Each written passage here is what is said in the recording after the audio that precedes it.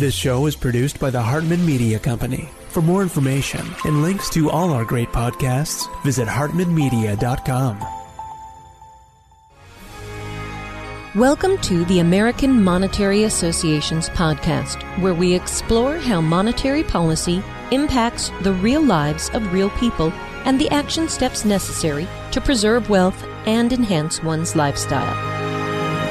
It's my pleasure to welcome Dan Rutherford. He is the Deputy Director of the Office of Consumer Education and Outreach of the Commodities Futures Trading Commission, former Senior Content Specialist of the Consumer Financial Protection Bureau's Office of Financial Education, and former Associate Director of the Financial Industry Regulatory Authority's, or FINRA's, Office of Investor Education. Dan, welcome. How are you? Oh, thanks, Jason. Thanks for having me on. It's good to have you on. You are deep into a project educating people about fraud in the world of options trading, I guess, right now, right? Well, yeah, it's a little trickier than that. Binary options, specifically, they're not exactly what most people would think about when they think about options trading. Typically, when you buy an option, it gives you the right to purchase or sell a security or a futures contract, a specific price at some point in the future. With binary options, they're more of a predictive option. Mm-hmm. So if I were to say, for example, purchase a $100 option to predict what the price of Bitcoin might be at noon today, I would, put $50 down to purchase the option, and if my prediction was right, I would get $50 back, in addition to my principal. If I'm wrong, I lose the $50 principal. And so it's really a all or nothing, yes or no sort of binary proposition. Mm-hmm. Generally, and these instruments can be traded legally on registered exchanges in the United States, but the problem comes in because there are a lot of offshore entities, a lot of companies that operate from other places that are basically creating phony websites and using binary options as a platform to commit fraud. And so we're seeing this a lot in the cryptocurrency space because cryptocurrencies have grabbed a lot of attention and a lot of significant returns over recent months. That's really drawn a lot of people into this particular fraud. So I want to make sure we nail it. So the difference between a regular option and a binary option is what? Just kind of outline that one more time, if you will. So it's the predictive nature of the binary option. Okay. So in other words, instead of purchasing an option with a strike price that I would get the choice to exercise or not, I purchase and make a put or call decision, a yes or no proposition against a particular market event occurring at a specific point in time. Fantastic. Okay, good. So the fraud is occurring just because people set up fake websites? Is there Tell us more about what people need to be careful of, what they need to watch out for. Sure, absolutely. Well, first of all, let me just mention that on our website, smartcheck.gov, we've released a couple of brand new videos that talk to some recent victims of this fraud and walks people through how these frauds are actually set up and committed. So I would encourage everyone to visit the site and look for those videos. But generally what happens, and this is really, it's not just a U.S. problem, this is really a global issue. These frauds have been going on for a number of years, but we're seeing more attention drawn to them a little bit because of the cryptocurrencies, but just because they've multiplied recently. But again, these entities that create these websites basically create phony trading platforms. They lurk on social media, and whenever there's a group discussion around something like cryptocurrencies, they tend to infiltrate those groups not only with their own fake profiles, but also with a collection of fake profiles that provide testimonials. So all this is done is to create a veil of fraud that they use to lure in unsuspecting investors who might, just be looking for something new or interesting to invest in. And what we've seen in some of these frauds and what makes them unique is they have a very low barrier of entry. Once you get past the name binary option, it really is a fairly simple product. It's a yes-no proposition, and so it's easy to sort of understand if you make money or not make money. When you sign up with a credit card. You'll later be contacted by someone who calls themselves a broker. They give you a lot of personalized attention, which is really a hard upsell to a lot of other products and offerings like loss insurance. They insure you against losing money. So now it becomes a risk-free investment. And so all of these are red flags that there's a fraud going on. Once you feel like you've really made some significant returns and want to take away some of your profits, well, guess what? They stop returning your emails and phone calls, and you're left high and dry. Do you know what amazes me? I'm sure it amazes you too. I mean, you've probably had the same thought I have. How is it that people will make so much effort to commit a fraud, to screw people, when they could simply apply the same or maybe less effort to being a legitimate business person? I mean, it's really, these criminals make a lot of effort. It's not like it's the easy road, is it? I mean, what you mentioned, they create fake social profiles, they create fake websites with fake testimonial. I mean, do you know how hard it is to keep all that going? I can just imagine. I mean, I remember watching that documentary, or one of them, about Bernie Madoff, and keeping all those balls in the air can't be easy for these people. Well, again, the reason why they do it is because it's profitable, and but so is a real business, right? That's all I'm saying. Just compare the two. Yeah, but illegitimate businesses, aren't regulated. They're not taxed. They're not. There's a lot of responsibility that comes with owning and operating an actual business. Sure. Okay. And that's really one of the messages that we put out on smartcheck.gov is that you really want to be sure that you're dealing with someone who is properly regulated and properly registered. And so the tools that we point you to on smartcheck.gov allow people to check those registrations, either with the National Futures Association, if they're on the commodities and derivatives side of the business, or with FINRA on the security side. Yeah, got it. Okay, good. So that's what's going on in the world of options. With your experience back at the Consumer Financial Protection Bureau, there's a lot of talk about the CFPB, the past few years. Anything you can tell listeners on general financial frauds that they should be aware of, or relating especially to real estate mortgage stuff, or just anything in general? What are some of the main things people have to watch out for? Well, regardless of the type of fraud committed, what we tend to see over and over again are the same telltale signs and a lot of the same frauds, just using different financial hooks. So a lot of times we talk about the red flags of fraud. Whenever someone presents really high returns and low risk, that's not an equation that makes sense. So that should be an immediate red flag. If someone suddenly wants to be your best friend and then appeals to you with a business proposition, again, they're trying to build credibility. They're trying to groom you to be a victim. And so that's something else that you need to be aware of. Someone might use a very nice suit and a very impressive business card to build credibility and try to build that credibility and deceive people. But again, in this day and age, where we see the biggest sort of sinkhole for a lot of fraud is in social media. And what I tell people is, don't use social media as your investment advisor, and don't find your investment advisor only on social media. If someone approaches you with an investment opportunity, regardless if it's real estate or securities or commodities or what have you, your first focus should be on that individual's credentials. Check them out, make sure they're properly registered with the state regulator, with the federal regulator. Check their background and work history and disciplinary history to make sure they have a clean record, and then look at the investment. Yeah. If you focus first on the person, you're less likely to be swayed or influenced by the opportunity. Interesting stuff.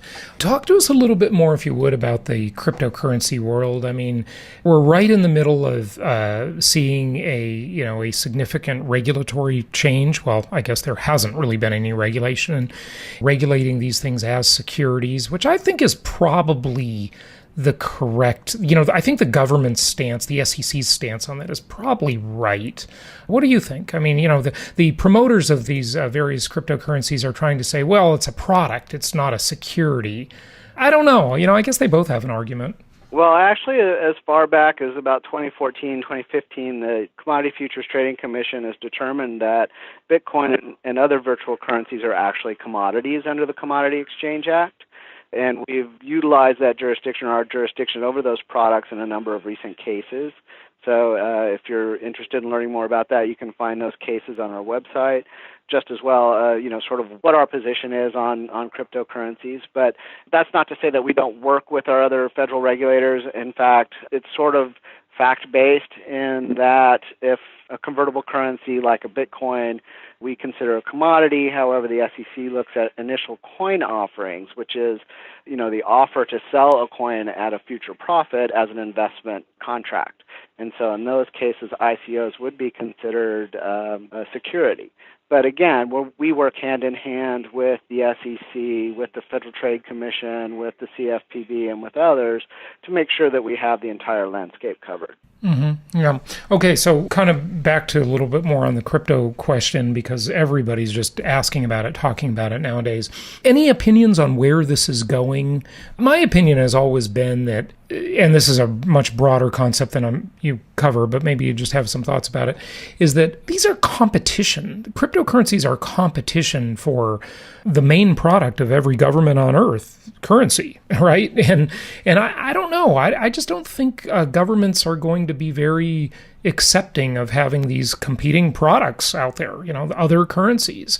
The promoters of various cryptocurrencies say, well, they can't stop it. Well, I don't know about that, but it's like the Wild West right now. And I mean, a lot of people, I'm sure, have already gotten burned. I think there's a lot more to come. Do you think Bitcoin will be here in 50 years or 20 years?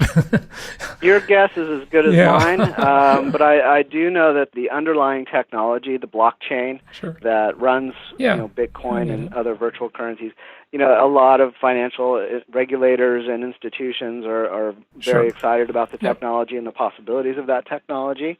And I think irregardless of what the future holds for virtual currencies, it would be a bad idea for us to just bury our heads in the sand and not expect that there could be new evolutions of products to come because of this technology. Yeah, right. And so we always have to keep our heads up and thinking about what we can do to protect the public as we go forward. Yeah, well, no question about that. I mean, I don't think anyone's going to disagree with that blockchain technology it has a ton of applications and it's very interesting. But again, that really has very little to do with the issue of cryptocurrencies, right? It's just something that cryptocurrencies use. It's like saying, well, every business nowadays uses the internet, okay? But, that's just the internet, and that has nothing to do with the business in particular. I don't know what's going to be the best or the surviving cryptocurrency out there, or if any of them will survive. But it's not our place to make those determinations as the government. I think that's best left to the market. Got it. Yeah, definitely understand. So, what are you working on next? Now that this option, you've got this option education on the binary options out there. What's next for you? Well, we're going to continue to put energy behind cryptocurrency education. Like you say, Congress is currently looking at potential regulations, so I'm sure there'll be a lot of education to come in terms of what the new rules and what that regulatory framework looks like. There's still a lot to cover in terms of educating people about what these things are and whether or not they are an investment or a payment vehicle or, something else. And so there's a lot to come in that space. For us, we're also looking at ways in which we can engage more with agricultural producers, and they're a big part of our market, and we're always looking for ways in which we can help those folks and make them aware of either potential frauds or ways that they could be using the markets more to their advantage. That's really about it. I mean, we just look ahead to where the technology takes us, where the markets take us, and respond with education and enforcement and sort of the regulation of the markets as best we can. Mm-hmm. You started talking a lot about social media and how these crooks are using social media so effectively to take advantage of people. Do you think it's a more dangerous landscape now for investors or a less dangerous landscape? Certainly all the bad actors have tools, but so do the consumers. I mean, for example, people can just go check the registration of an advisor nowadays. But, I've always kind of wondered about that one, actually. This is a little bit of a tangent for you, too. How do you know? I mean, are you supposed to ask them for their driver's license? So, show me your ID so I can tell that you really are John Doe, No one really does that. They just take their name as, they could just lie about their name, right? That's the thing that would concern me. as well. Yeah, I mean, well, again, I mean, the whole issue of fraud is built on deceit. So you can't, unless you have a lie detector built in, it's going to be kind of hard to eliminate all fraud. But most people, if you ask for a business card and they're on the security side or they're a professional investment advisor, they'll have information that would take you to verify their registration.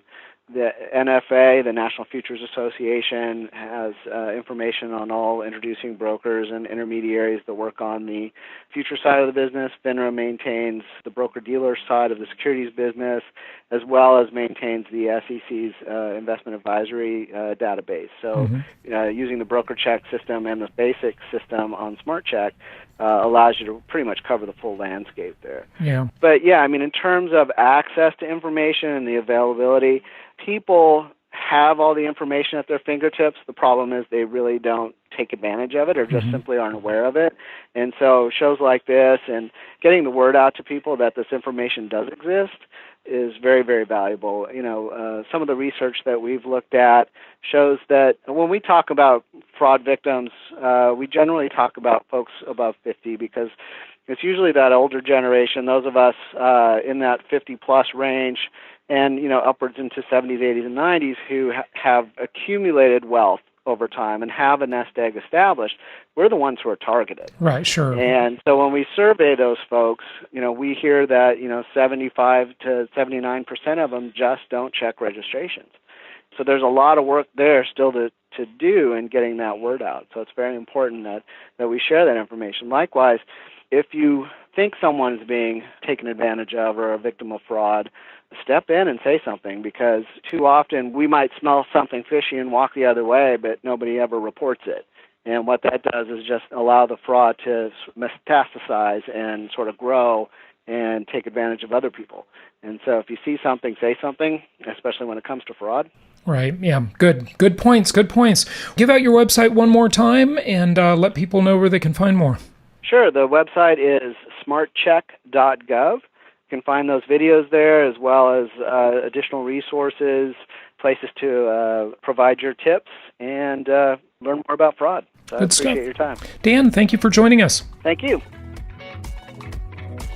Thank you so much for listening. Please be sure to subscribe so that you don't miss any episodes. Be sure to check out the show's specific website and our general website, hartmanmedia.com, for appropriate disclaimers and terms of service.